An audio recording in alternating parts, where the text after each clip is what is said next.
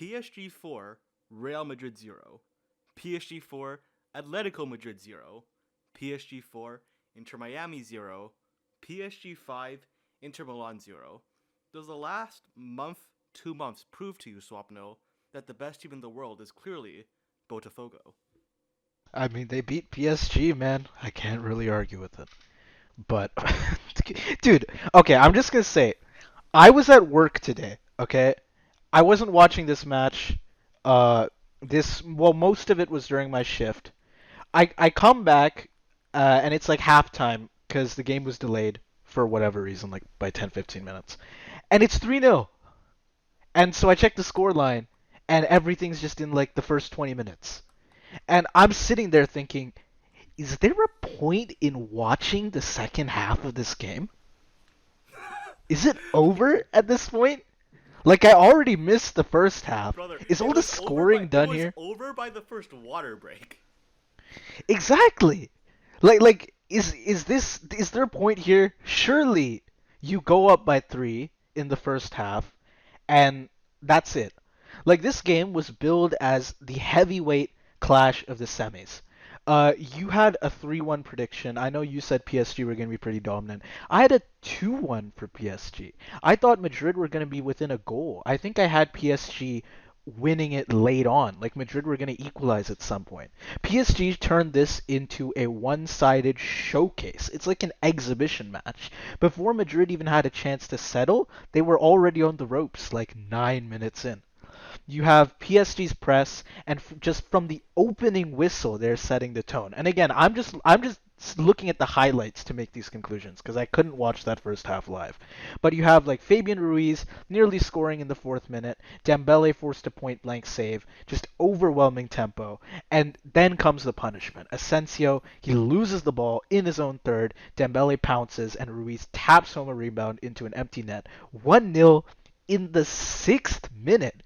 And Darian, I think you said, what was it? DAZN's YouTube channel has the first 8 minutes uncut, Yeah, unfiltered. literally just like to 8 minutes of just the first 8 minutes unfiltered, and in that video clip, which is the same length video clip as the actual highlights, they made 3 videos. So they have like a 4 minute video that's the highlights of the game. They have an 8 minute video that's the highlights of the first half, and then another 8 minute video, which is just the first 8 minutes of the game uncut, in which PSG scored twice and should have scored 3 times. And the only reason they didn't was because Courtois had a masterclass.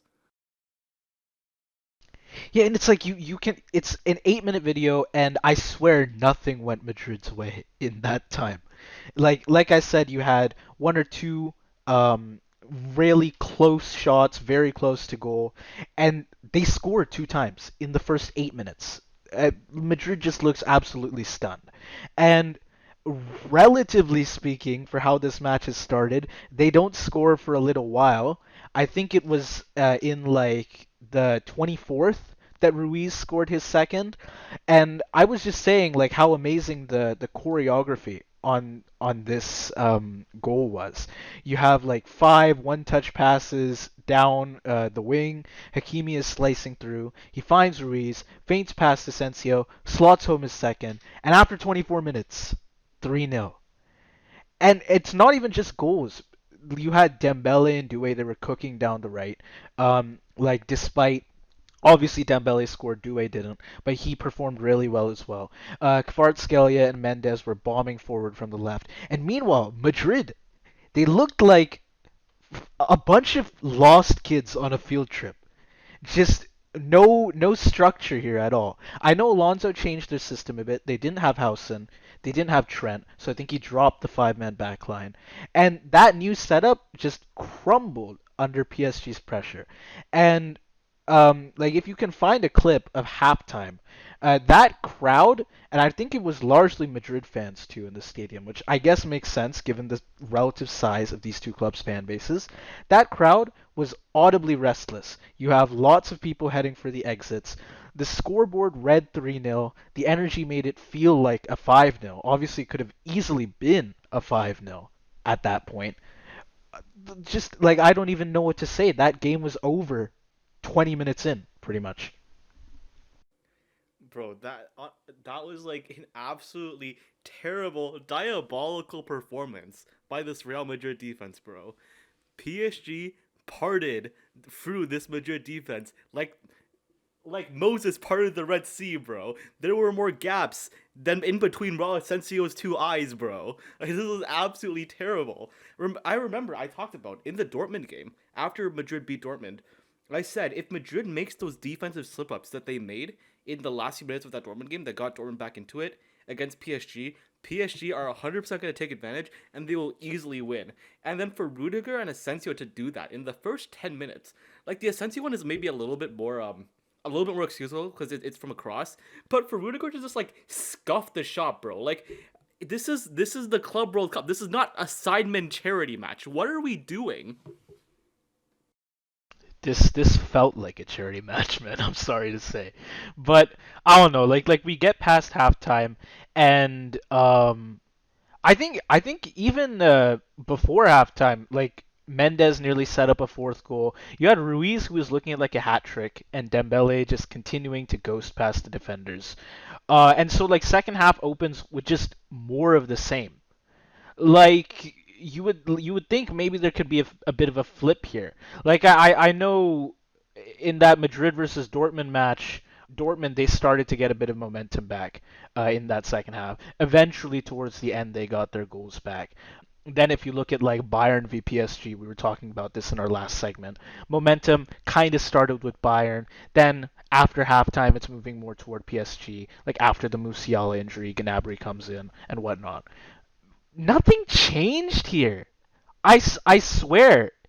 Uh, It's just like the only difference is they weren't scoring right off the bat. PSG wasn't getting another 3 goals in the first 20. That's the only difference. Like they still had all of their chances, they just didn't quite hit. And again, like this game, it could have ended 4-5-0 after the first half. Once you get to like 90 minutes, and by the way, it was 90 minutes because the ref did the same thing that the ref did during the UCL final and called it off straight away, no extra time. Like after 90 minutes, it could have been 7-0. I swear. No, I Like didn't I just don't see a good chance from Madrid that realistically could hit, but it's like so much from PSG, just an absolute barrage. I remember. I think it was like 20 minutes in or something. I posted on in our server. I posted what will there be more of? PSG goals or Real Madrid shots on target by the end of the match. And I said that as a joke. If that were the game, PSG would have won 4-2. Like this was a horrendous performance by Real Madrid, bro. You said, there was actually a little bit of change in between the first half and the second half, to be fair.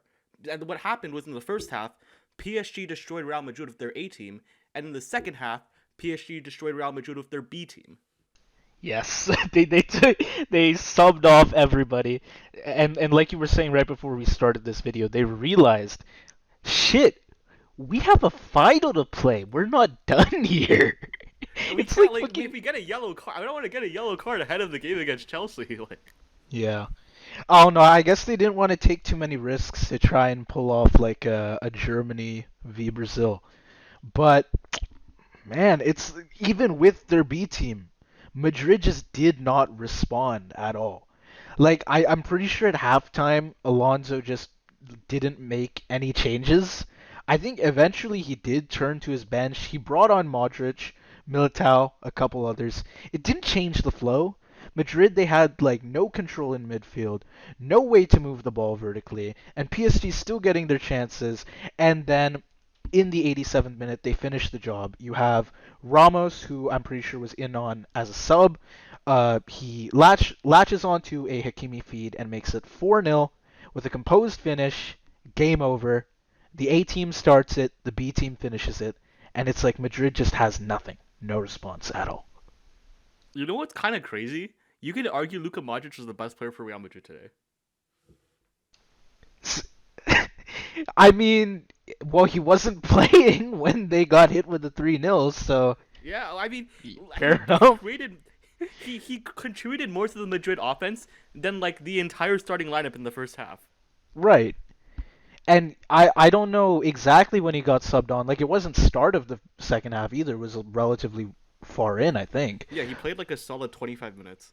Exactly. So, dude, I haven't looked up the ratings for this game. I can't imagine it looks very good for Madrid. And like you said, it's probably like the earlier they got on the field, the worse their rating is.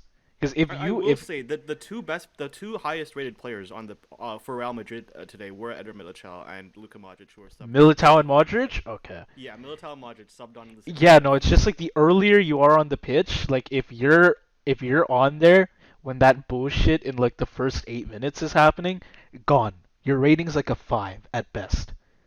That's your cap for the day.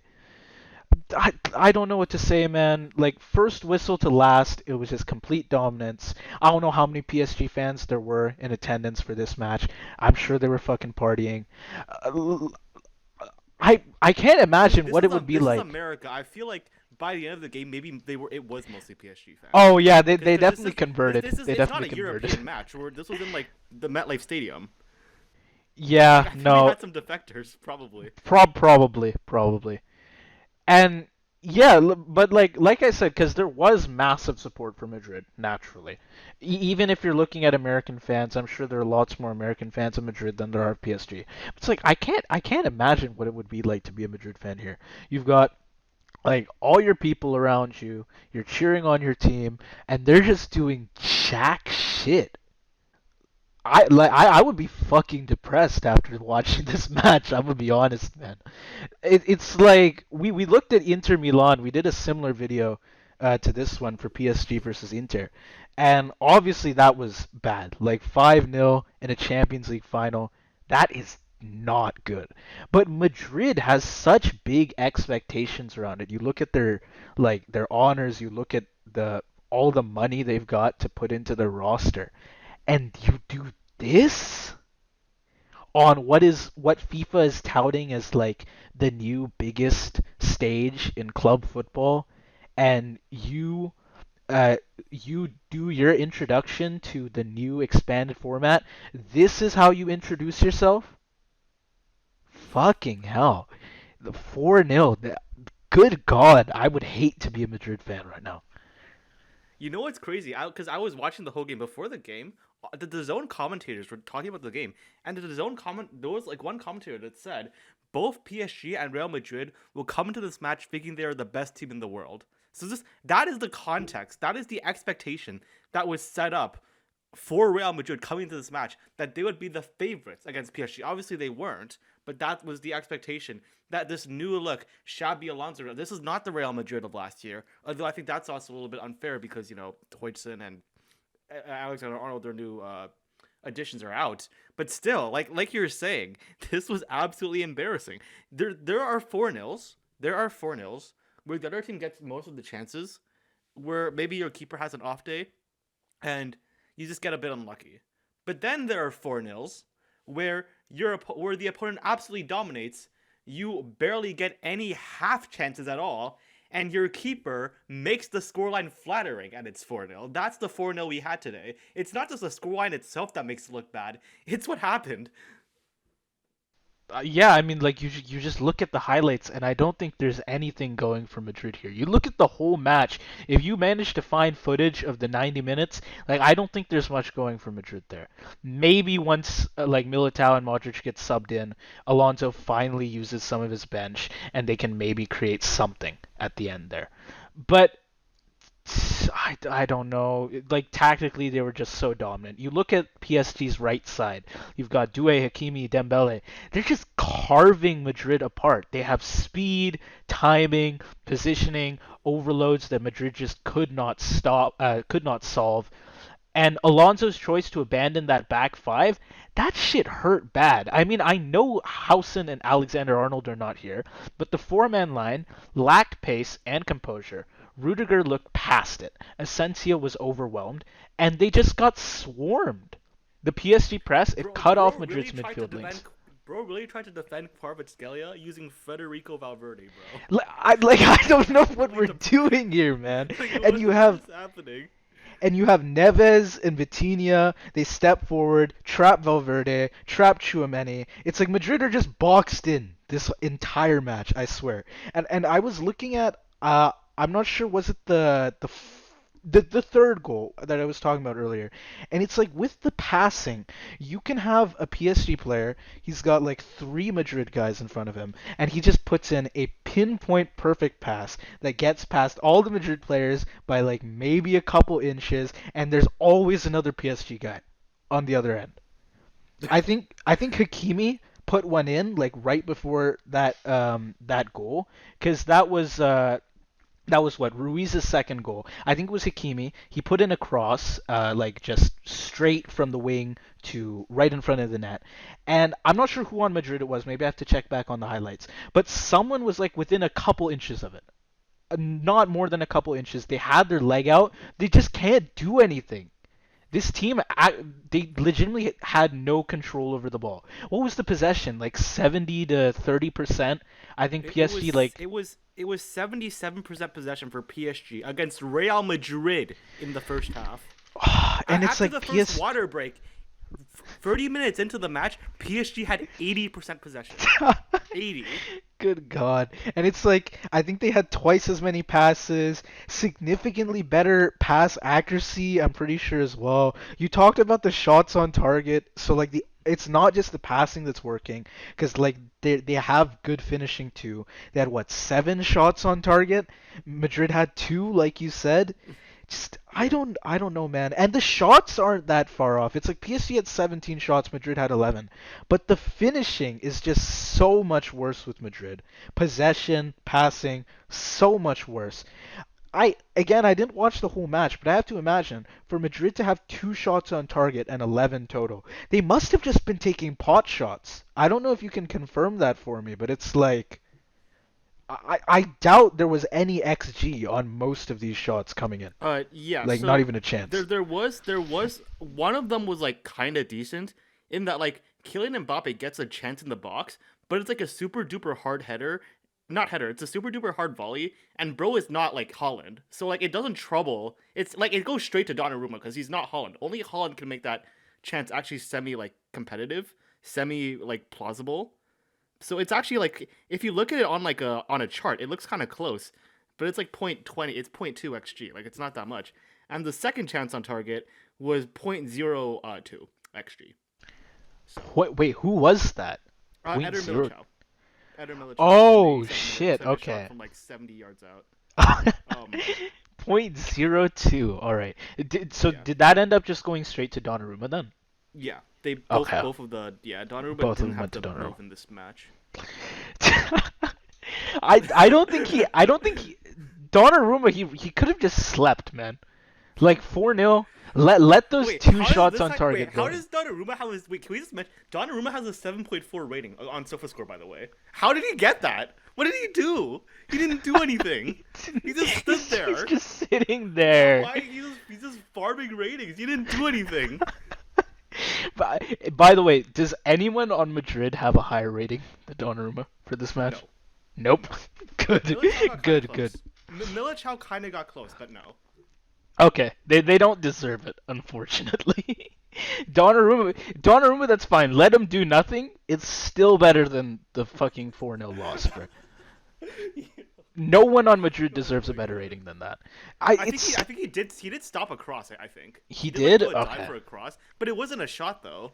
I mean, I Yeah. feel like realistically, I think it would have been headed away anyways if he just didn't go for it. So maybe that's like the one thing I can think of. Hmm. I mean, like, okay, so Madrid, they just had no attacking threat. Like looking at these stats, even just looking Right. at the highlights, the shots that they were taking, the shot selection they had.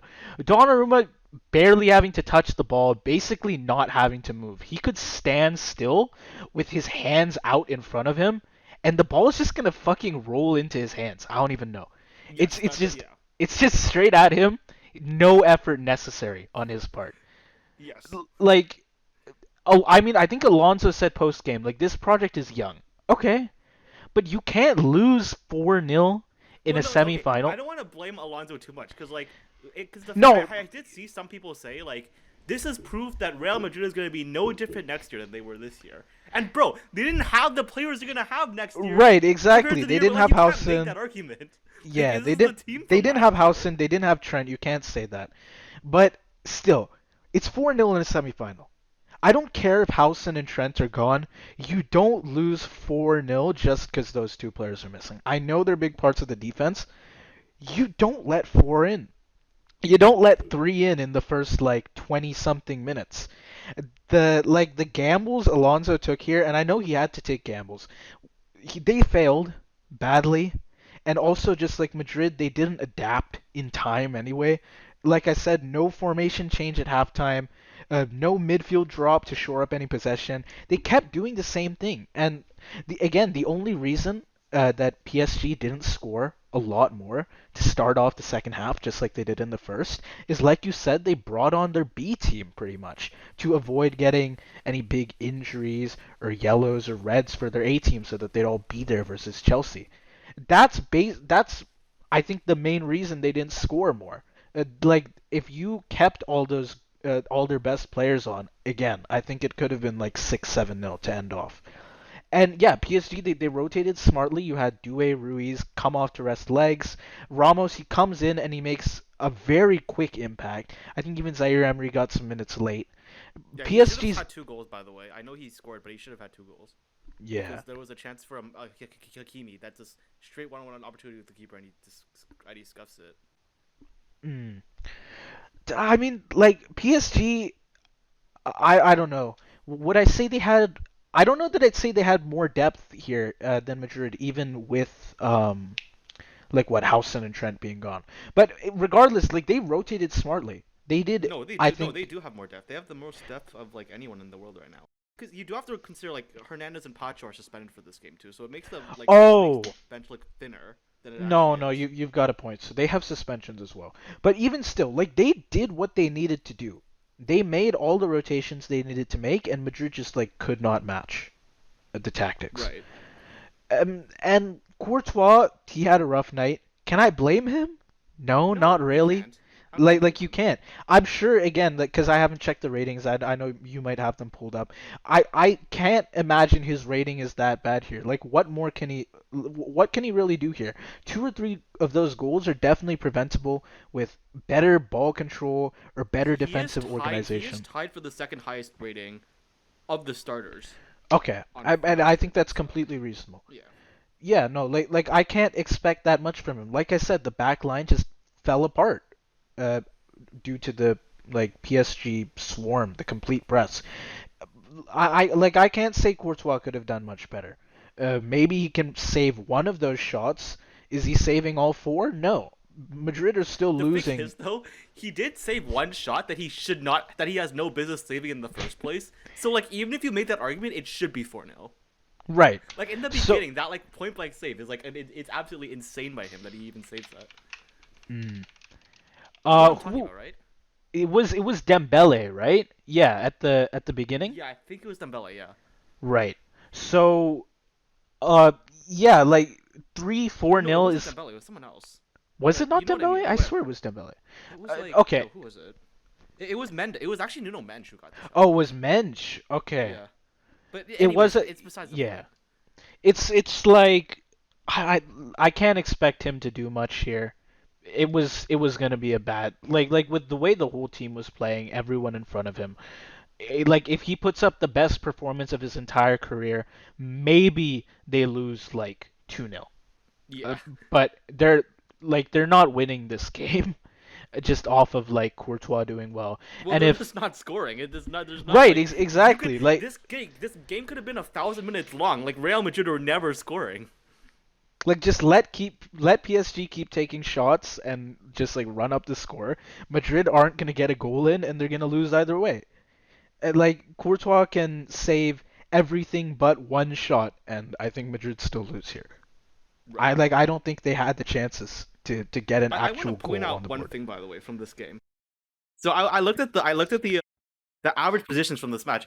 I think like us Nuno Mensch and Hakimi are very offensive fullbacks, and they played very and today I feel like Hakimi was even more like involved in the offense than usual. And I looked at the average position. So this is like if you average out everywhere that a player was, like what would the Right. positioning be? The besides the front three, the next most high up the pitch player was Ashraf Hakimi. And in the second half, when the substitutes came on, Achraf Hakimi became the third highest player, which he was higher than Mayolu, who was substituted on for one of the attackers. Mm. So Hakimi basically Damn. played as a right winger this match. Yeah, no, you're right. Cause again, if we like I was talking about again, I'm gonna bring up the third goal. I think amazing goal. But yeah, he was way up there when he crossed that ball in for Ruiz. Good performance from him, man. Like, cause we've been flaming Madrid, but honestly, PSG, lots of players played very well here as well. Yeah. Dude, I don't even know what else to say about this Wait, match. can, It's let me like, let me let me make something. Let me do something simple for you yeah. because this was something I immediately thought of after the game ended. I actually talked about this with a few people. Here's my question for you. This is gonna sound so ridiculous, but here's my question for you: PSG vs rest of the world 11. Who wins? I can't believe I'm even entertaining this question, but like they've beat every good team in the world by 3 to 5 goals consistently. Like that's so insane. Hey, Liverpool Pens.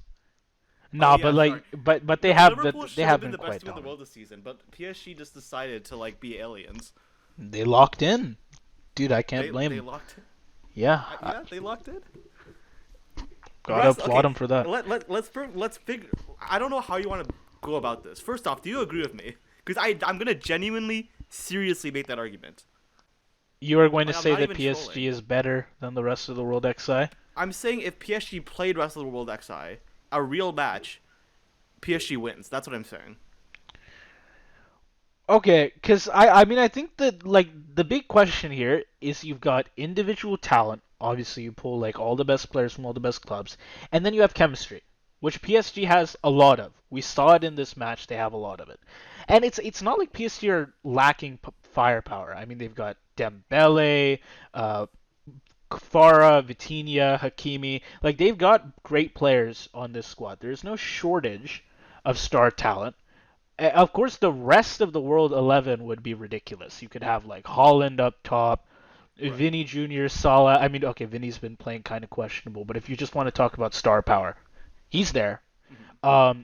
Rodri, Bellingham for the back line. You can have like Frimpong, Davies, Rudiger. Like there are obviously lots and Right. lots of players to choose Right. from. There's Right. generational quality here. And on paper, obviously, that team's better. You have more experience, more world class players, lots of whom are at peak form, and more silverware across the board. No contributions from the Gunners on that last part, unfortunately. Yeah. Well, are the Gunners gonna? Oh, maybe Saliba. No, but I don't think Saliba's top two. Saliba's not top two. Yeah, Oh, nothing from the Gunners this year. I meant the silverware actually, not the world class players. They've Well, got yeah, but world I'm class just players. saying, They like just don't have Arsenal's not in this. I don't even know how did Arsenal get inserted into this conversation? Is my question to you. Like, why are we talking about Arsenal right now? Oh shit! Did I not mention Saliba? Okay, Saliba could be No, but in the back line. I'm saying Saliba is not a top two center back in the world right now. Forget Arsenal. Then. We're not. But Let's not be prem biased right now. Like that's still he's no, not like he's bad. I'm flaming them here, man. Yeah. Okay. I basically threw them in so I could say they don't have trophies. Oh my Sorry, god. actually no, not sorry, Gunners No, don't. fans. Yeah, don't apologize. Yeah, I'm not apologizing for that. Why are you Completely on purpose. apologizing? Okay, PSG's trump card, chemistry. I mean, you look at Right. like this tight unit that Luis Enrique has built. They have pressing triggers, midfield balance, vertical movement, drilled to perfection. I guess the rest 11 would need some time to gel. I don't know. Like Neves and Vitinha, they're great in the midfield. They give PSG a midfield that doesn't need the ball to dominate. They can cover space, win duels, transition vertically. I think that's pretty good for a game where the opponent would have all stars in every zone. And you look at the Right. back line as well. Hakimi and Mensch, I'd say the best fullback duo in the world right now.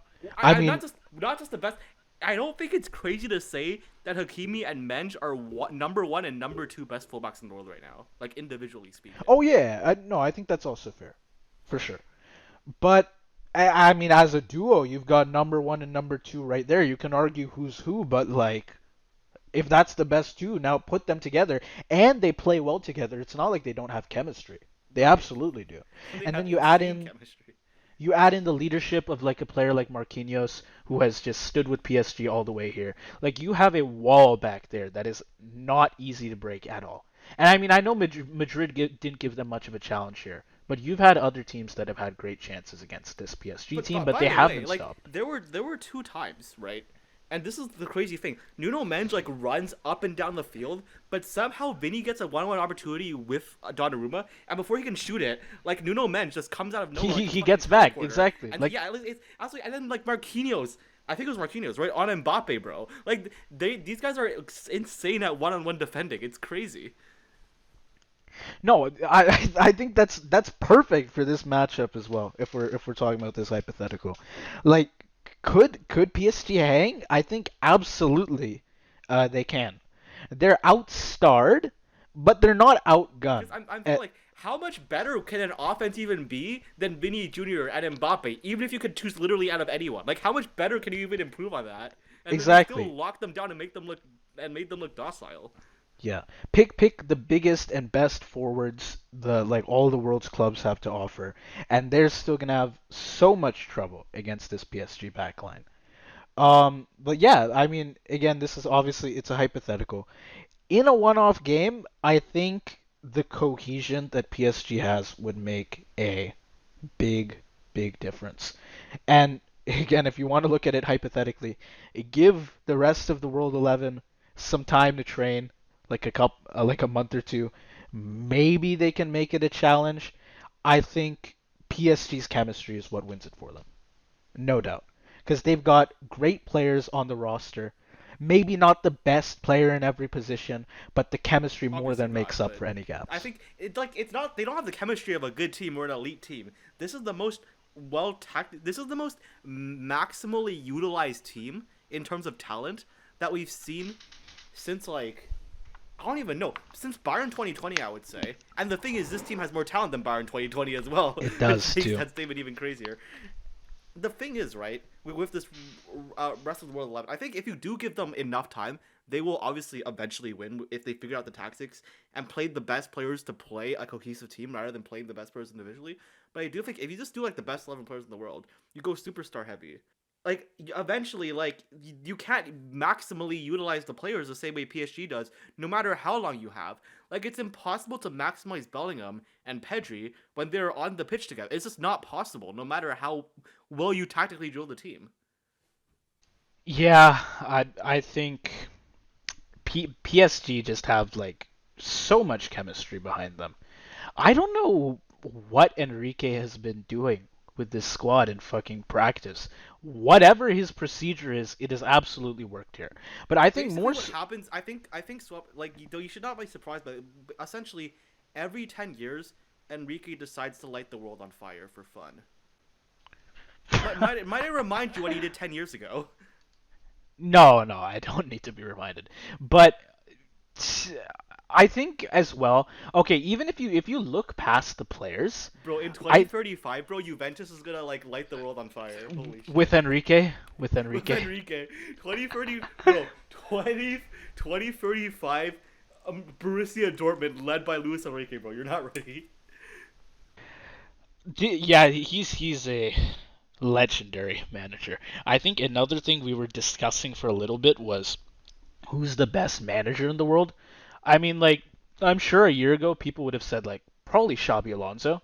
Uh, maybe some shouts of like Guardiola still. Like at the time, I know people were obviously big into Leverkusen. Now I think no question it's Enrique. Yeah.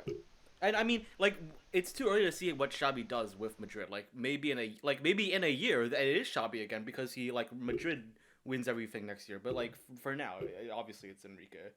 Yeah, but I think like past the players, the manager, I think the biggest shift for PSG is they finally seem like they are ready for greatness, like emotionally ready. In past years, the team has flinched when games got hard. I mean, you look at like the remontada, right? This squad that they've got right now responds. I mean, obviously against Madrid they were dominant, but if you look at like the Bayern match, even when they were down to 9 men, they didn't panic. They adapted. They had They real scored with mentality. 9 men They against scored against another. Bayern Munich. They scored God, another. they're so overpowered. It's Holy like shit. we have world class DNA that is finally forming at this club. I mean, you look at most super clubs, they have built-in legacies. Real Madrid, they have 14 UCLs. Bayern, they've got a machine culture and they've got like 30 plus Bundesliga slash top German league titles. Man City has been absolutely dominant in recent years. PSG have been chasing that. They've been chasing that kind of legacy, and now they're starting to create something for themselves. And I think PSG as well, they no longer care about being everyone's darlings. You don't need something like the M&M trio, Neymar, Messi, Mbappe. They don't need to bring on all the best star players to try and win the world's approval. They're just winning football matches. That is enough for them. The chemistry isn't forced anymore. Again, it's not like a bunch of big stars trying to all share the spotlight. You've got players like Doué, Barcola, Hakimi, Dembélé, linking up like they grew in the same backyard.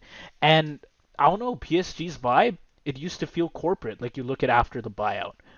Glossy, perhaps. Now it feels real, hungry, even a little gritty. That shift matters in the global conversation. True, true.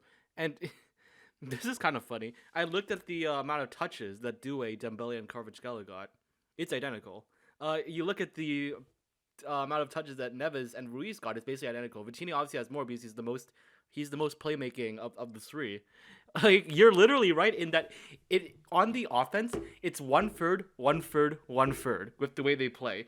Anybody in that front three Anybody in that front 3+2, I would say, or at least 3+1, because Barcola is. I think this applies to him as well, even though he's not a starter. Any one of them could be the key attacker for an elite level team, and yet they're all playing together. And like, if we put Salah, Holland, and Mbappe or whatever, whatever, Yamal, Holland, Mbappe, whatever combo you want to do. Like, there's no way they would be cohesive. They would just all be ball hogging and arguing with each other on the pitch. Because, like, we literally saw this. We saw Neymar, Messi, and what was the other guy? Oh, and Mbappe on PSG together, and it didn't work at all. And yet somehow it works now. I don't like. I think a large thing is they have bought into the Luis Enrique system. Like I don't think this would be possible if it was anybody else. If it was even a different personality on that's managing the team. But it's still crazy that this is even logically like a logically consistent thing that can happen. And I think we have to look at as well as at like just like they have the Champions League win. Um, it seems like they're about to win the Club World Cup trophy, and we're gonna get to that because we do have to cover They're the gonna win the final as club. Can well. we just crown it now? I like PSG best let's team in just the say world. they're going to win the Club World Cup. I'm sorry, Sure. Chelsea, you don't have a chance. Yeah. Bayern couldn't beat them. Madrid just got stomped. I don't think you're winning this.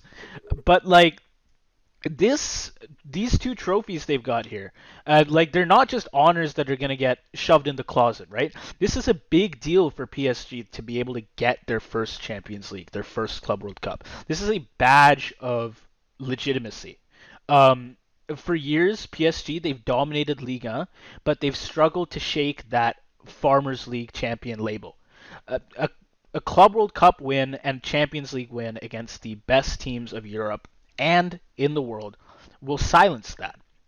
This club can finally earn what oil money was not able to buy them. Some actual respect from the football fans of the world. People question their spending, their culture, their spine, but if they take down Madrid and Chelsea in the same tournament, and Bayern, of course, that changes the And conversation. Atletico.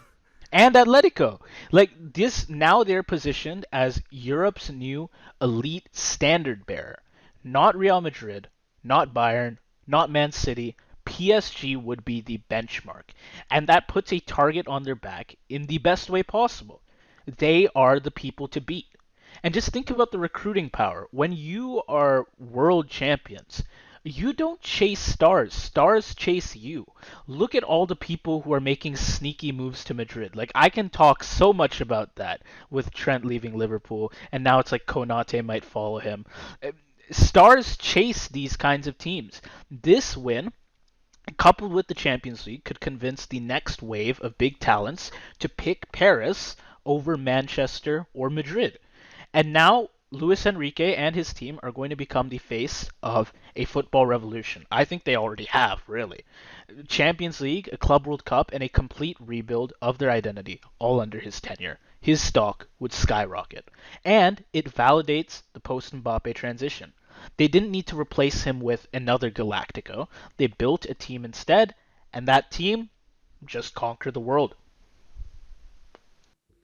Dude, okay, so I have another question now.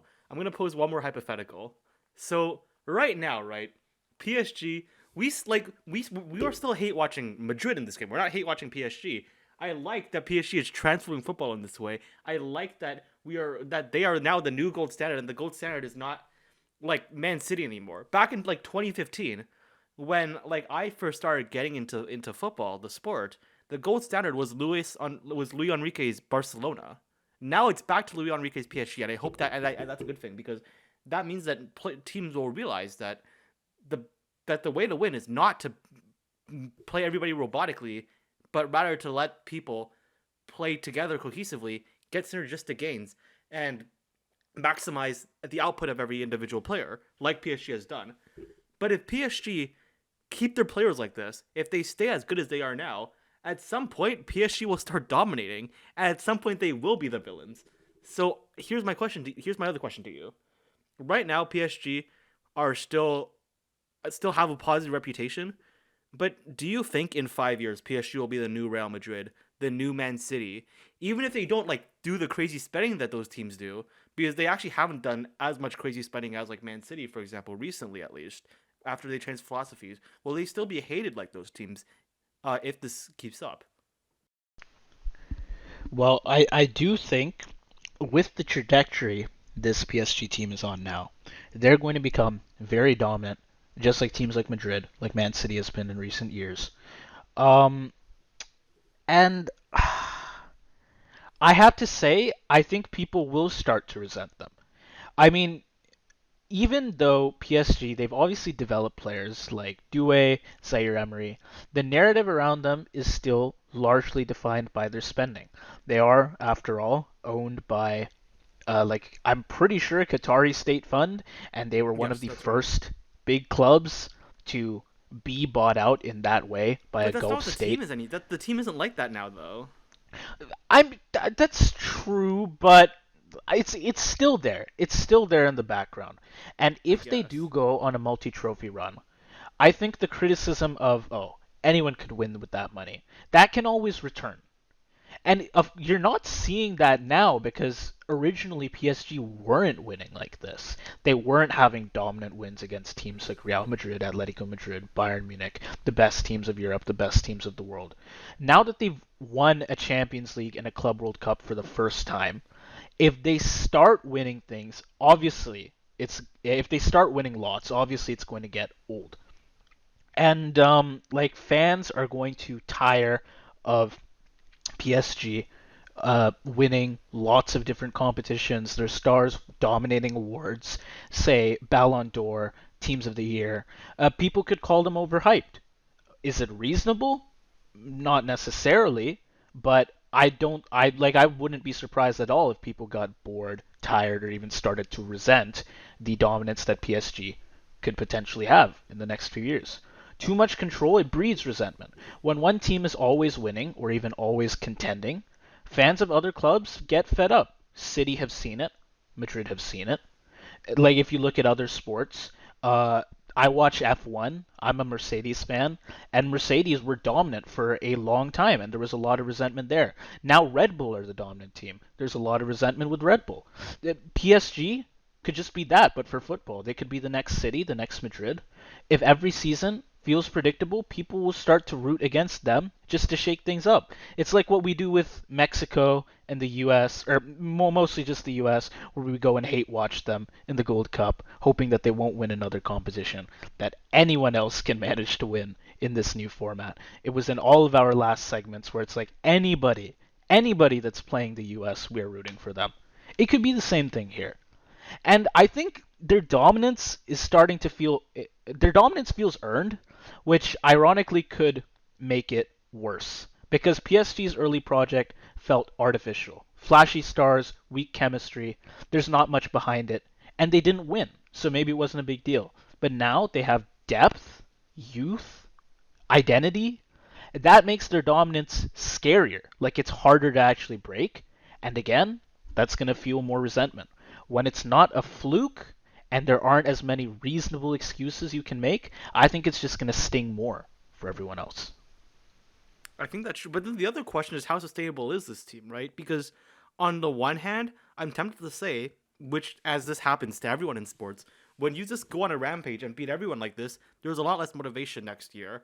And like I look at players like especially is Usman Dembele really gonna have the mentality to be like this next season when he's won everything, when he's gotten everything he's ever wanted? Will Marquinhos continue to be as dedicated and hardworking as he has been to make it to this point now that he's won everything? And I think a part of the lucky cushion for PSG is actually in every single position there are bench players that are at the starters' throats. Where if the starters stop performing, like there are players that are hungry and gunning for those starting spots, and that I think actually does give PSG a bit of a cushion. But there's still something that feels a bit unsustainable of how this team is playing, in not in the playstyle itself, but just in like how long can you have players that can actually do what Enrique demands. And I think another part of it is like Nuno Mensch and Hakimi are actually like still relatively young players, but like it's not like they're swappable. Like you can't put in two different fullbacks into the squad without radically changing the tactics because they're so good at being simultaneously offensive but also being able to track back on defense. Like for example, we talked about the World 11. You could put like a Davies or a Trent Alexander-Arnold there, and they can do the offense, but they can't do a defense.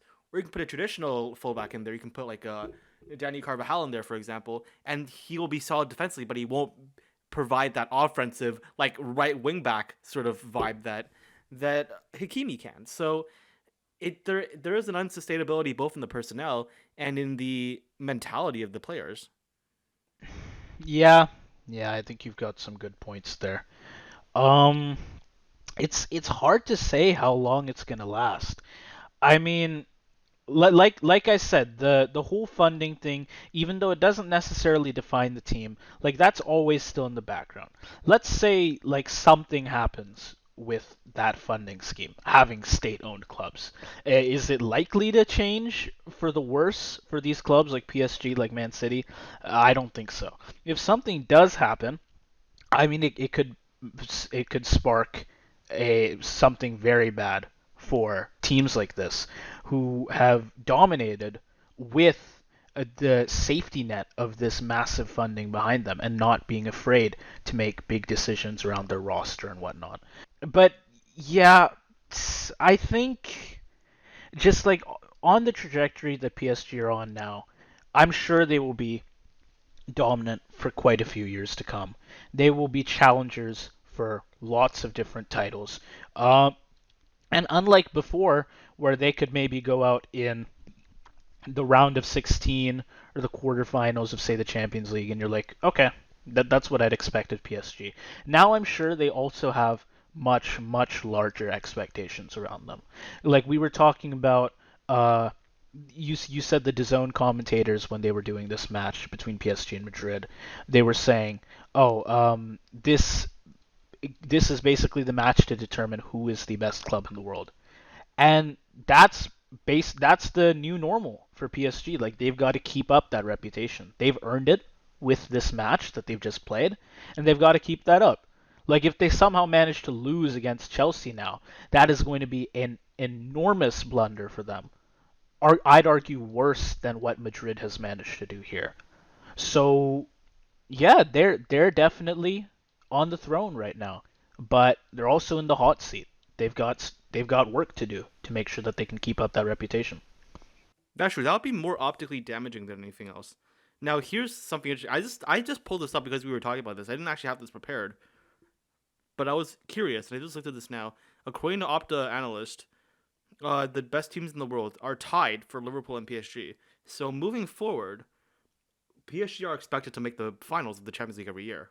That's like That is the Wow. expectation. If you were to, if you force me to like predict the Champions League next year, PSG would be in the final for me. But yet that seems unreasonable and unrealistic. Yeah, I don't know. Like, and the narratives in football, they just flip so fast. It's like, so you're saying PSG are expected basically to be in a UCL final. Would I Yeah, have well, said based on the that power last year? rankings, Yeah, would I have said that last year though? Absolutely not. I'd right? say It'd be a Madrid are obviously making it to the final because they're Madrid, and I'll back Liverpool to make it there, but Madrid are just so well. good in You wouldn't have knockout backed Liverpool to competitions they be probably a win. top two team in the world last year. I probably wouldn't have. Yeah, you're right It would about be that. I City don't and think I have Madrid. that much But faith. that's what's interesting too, right? Madrid won the Champions League last year, and then they signed Mbappe. We thought Madrid would be as good as PSG actually are. Like that's the generational fallout. That's what Oh can my happen in a year. P- Real Madrid, shit, you're right. they were just expected to be the best team in the world. They were expected to be as dominant as PSG are right now, and to go from that to where they are now, where they're not even in Wait, the top five. so They're not in the top PSG five power rankings. just stole Madrid's whole storyline, their whole Yes. arc. Their whole Yeah. arc just got stolen by. Damn. Basically, the season PSG just had is the season we all thought Madrid was going to have a year ago. Well, that puts Which, things into perspective. now when you think about that, like, what can happen in a year with PSG, right? So And then much how can far they've happen been in a going. year, man. Because now, like, at least Madrid have the cushion of, like, you know what, even when it was 3-0 down for Madrid, like, I think there was still a little bit of hope within the fan base in that we're Real Madrid, we can do this. While PSG have now proven that they're a really good team, obviously, with this Champions League, they haven't proven that level of experience, that level of history, where, like, they will always have that aura forever the way that Madrid do. Right. They So if haven't shown PSG that they have can this keep fall it off up. next year, it will be worse optically than the fall off Madrid is having. Right. They have very little to lean back on. Um, man, but really, they're in a great position right now. Uh, like I think a lot would have to go wrong for this PSG side to fuck up and like go way down the power rankings Yeah, like it Madrid depends on has what you mean managed by to do. fuck up, but I think if you're just saying like they're still like one of the best teams in the world next year, Yeah, because of the I gap, like think it, yeah, surely, obviously like if they surely, lose this final, we should probably get to be honest. It's obviously going to be a terrible look for them. Again, I think worse than the look for Madrid after losing 4-0 to PSG. But they will still be very well set up for next year. I think things would have to go terribly wrong. I don't know even what would have to happen for them to have a fall off because they are just so well set up right now for next season. Like I'm sure they're going to absolutely dominate Liga. Maybe we can expect a new points tally record for the regular season and Champions League. I like what you said the earlier. I've got to expectation is agree with finals. that. I The think they're a expectation lock has on to the be final. finals. Yeah, I think I they mean I'm not yeah, saying they're not a lock, but the expectation is that they're a lock, right. and the I expectation think is what matters. they should be there. Absolutely. Will they win it? Maybe not. I mean it's one game in the final like shit can happen, but like I think they should be there the way they're set up now. Yeah, If we're gonna talk about finals, though, I know we've just been looking at PSG Madrid. We haven't even mentioned Chelsea Fluminense, and honestly, we're not really going to. I think because it went as we expected, right? Chelsea right. beat Fluminense 2-0. I think I did have a goal for Fluminense. I had both of these games as Can I defend 2-1. myself real quick? I want to Yeah, defend go ahead. myself real quick. I know I said Fluminense was going to win, but I said Fluminense will win if Nicholas Jackson is the starting striker. João Pedro was the starting striker, and João Pedro was the only player on Chelsea that scored any goals. So, like, I don't think that was that bad of a prediction. Like, I think it wasn't the worst. It wasn't a howler. I just want to defend Mm, myself real quick. all right, fair enough.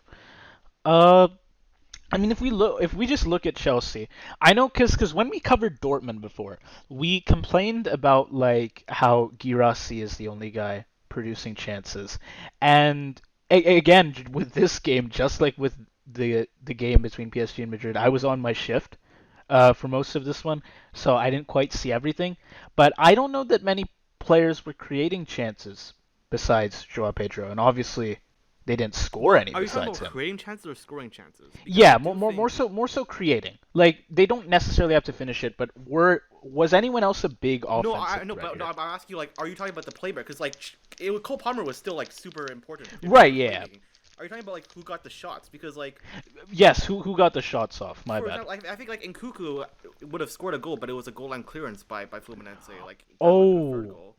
crap, you're right. Didn't Right, and then Kukurea like, also have a goal line clearance though? Cook, uh, Kukurea also had a goal line clearance for what would have been a Hercules goal. Yes. Right. Um, but yeah, Okay. it wasn't. João Pedro was just that guy today in that he scored absolute unsavable bangers. But it wasn't the level of like it wasn't like one dimensional the way that Dortmund Yeah, were. okay. There are plenty of I places don't that think they it's still have for quite Chelsea. Girassi situation we have Yeah, here. I actually still have criticisms for Chelsea in this match, but that's not one of them. Okay, fair enough. Um, yeah, but I don't think there's much to say here, to be honest. I think they played decently well. Uh, like a couple players, obviously João Pedro had a great performance. Cucurella did quite well with the goal line clearance. He also read plays pretty well. He had duels with Arias that were near perfect. Probably one of his best games of the tourney. And like you said, Palmer was doing great for chance creation too. They do, I think, have Caicedo off injured. I That's don't know if true, he's yeah. coming back in the final. But Honestly, I don't know Rabiot if should it be makes a difference. That's the thing. right. It's like we just look at these two games, and Chelsea has scored two against Fluminense, and PSG has scored four against the And Galacticos like 3.0. while all of PSG's goals are like fully deserved in terms of the lead up to the goals, Chelsea is kind of bailed out by Pedro in a way, in that it's just his own individual brilliance. Like you talk about, like for example, that third goal PSG had. You know what? It kind of reminds me of the Argentina goal in the World Cup final, that first one. Like that's just Oh, a team effort. That's just like perfectly placed where like it's a deserved goal.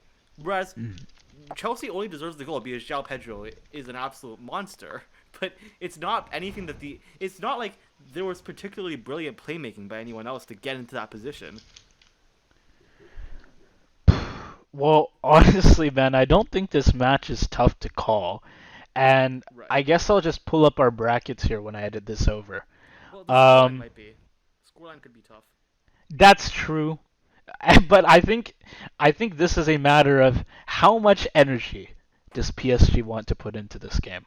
Because Yes. unfortunately for Chelsea, I don't think they can do much here. They'd be lucky if PSG had mercy on them and gave them like a three, maybe two goal lead to finish off the game. I feel like if PSG won 2-0, Chelsea should be very happy with that scoreline They should. because PSG beat better teams by more consistently. I think even better if it's a 3-1 because they can say they beat PSG's backline, which is quite They can strong. say they scored a yeah, because PSG has conceded one goal this tournament, Right. So and that they've would be the played second. Atletico Madrid. They've played both Madrids. They've played Bayern. Miami and they've played Bayern. Right. So Yeah, shit, what should I even give this? PSG, they're they're scoring everything they need to. They're making massive cushions for themselves. Like their combined score against Inter Milan, of course in a different tourney, but then Miami as well, Bayern, Madrid. I think it's like a combined 15-1. Chelsea's path has been a bit shaky as well. Benfica forced extra time, though of course Chelsea did manage to blow them out in the final 30 minutes. Palmeiras, I think, was not too far off from holding them scoreless. Fluminense gave them trouble early. PSG can absolutely punish those slow starts, whereas those other teams maybe wouldn't have been able to. And then PSG's press. It's like Chelsea, their midfield has grown, but they have not dealt with anything like that level of coordinated pressure and verticality. And you have their tactical discipline as well, which is PSG's underrated strength. Kvara and Dembele, they provide flair, but it is players like Hakimi, Neves, and Vitinha who keep the machine humming with some massive work rate, but also discipline too. I can't really Say much for Chelsea here. It's like PSG have got a lot going for them. And like I said before, unfortunately, I don't think this is in Chelsea's hands as to how this scoreline is going to go. I've been giving a lot of like 2-1s throughout my bracket. I'm going to make Yeah, up I for don't want that to hear a now. one this. I don't want to hear a one this time. I want to hear a zero, a big You want to number and hear a a zero. 0. I want to hear a big number and a zero. What are you gonna So say? you don't think they break that back line at all? No, I don't think they're gonna break. Are you serious? Wait, come on. Oh no, no, no, I don't. I don't either. No, I've had enough of Wait, what teams the? scoring. No, I've had enough of teams scoring one goal and they score jack shit. So I'm saying it's gonna be a 3-0 PSG. Okay, okay. Yeah. I mean, here's the thing. I think PSG held back against Real Madrid. Well, not. I think they did hold back against Real Madrid because there was a final. But there's nothing left to play for. Like, it's not like a yellow. It's not like a suspension is gonna carry over. Maybe it carries over. I don't know. It's not gonna carry over to the Club World Cup in 4 years. That's not how it works. So why not? Like, they're just gonna go for it. I think they're still. This is still a young, hungry team, and that they'll do that. And I also kind of do want Chelsea to be humiliated because I think the fan base is getting a little bit too cocky for making it to the finals when like you did it by what beating two Brazilian teams and then like who else did you beat on the way there? Who was the round of 16 match? Benfica. Like Yeah, Benfica. Benfica, who they barely beat, who they beat because of a red card in extra time. Like I feel like Chelsea need a humbling for their own good. So there's a bit of bias here, but I'm gonna say solid. I'm gonna be nice to Chelsea. It's not gonna be too bad. I'm just gonna say it's a solid 6-0. Come on. 6. Okay, I'm joking. I'm 5-0, 5-0. My actual prediction is 5-0. So it's just Inter again. Let's just say It's just Inter again. they're just doing Inter again. That's nice. Yeah. All right, folks. This is our brackets. I guess I've been a bit merciful to Chelsea. For the sake of my bracket I going feel well, like let's. Chelsea can bro, I don't if Chelsea like limit it to a 3-0 loss, I don't want to hear their fan base mad about it. Okay? Like No, it's yeah, no, I agree. I mean, Madrid just lost 4-0. If you lose 3-0, I think that's a pretty good look, that's honestly. true. Yeah. 5-0 would Well, not be great. if it's like if PSG actually try the whole time and it's 3-0, because like PSG also 4-0 Inter Miami, but that's because they gave up after the first half. But if it's 90 minutes of constant pressure and Chelsea limited to 3 goals, that's like kind of impressive in my opinion for Chelsea. Mm. Have you seen that one article where the US they beat England, or not beat, they drew England, and the title was like USA wins 1-1. I Oh think yeah, yeah. it's like if Chelsea scores a goal here, we can count that as a draw. Okay? Yeah, So if it's no, like I agree. a 3-1, count it as a tie, Chelsea. If you manage to Chelsea break drew this back PSG line, 3-1. if you break this back line and you score a goal, like take some credit, pat yourself on the back. Yes. That is something at that point. Bayern couldn't do it, Real Madrid couldn't do it, Atletico Madrid couldn't do it. If you can do it, props to you. Yeah. Botafogo could do it. But, hey, I'm just saying, like we said at the start of the video, Isn't Igor Jesus being like signed by Nottingham Forest now? is he? I think so, yeah. Dude, we might have to do transfer news content Yeah, at some point. Igor It's like, Jesus is now a Nottingham Forest player. Yo, this is crazy. I swear Nottingham Forest is gonna keep signing like random strikers from bumfuck nowhere. With all due respect to Botafogo, but like nobody. But like, I'm sorry, the average Prem fan did not know Botafogo was a club before this Club World Cup. And Nottingham Forest will always have an elite striker up front just forever. Like I sure- think. Like, I this think is the I think natural Chris G replacement will for be Chris Wood, bro. Chris G will be very pleased with this signing, I'm Like, sure. yeah. Chris G, they're about to get a player that beat PSG, bro, and he scored the winner against PSG. Like this, like the clout on this man. This man's resume is insane now. Yeah, I did. I looked at. He's already under. I think he was signed by Nottingham Forest, but it was just that it had to wait for the Club World Cup. Botafogo had to be knocked out before the signing could Oh. But yeah. It's like he's that under- clause we had with Eustachio for the Gold Cup, yeah? Yeah. Except he didn't come home, unfortunately. Porto Right. kept him. Well, I'm just gonna say, just to conclude, if there's got to be one takeaway from this video, from even our whole bracket series on this competition, the best team in the world, Botafogo. Absolutely agreed, bro.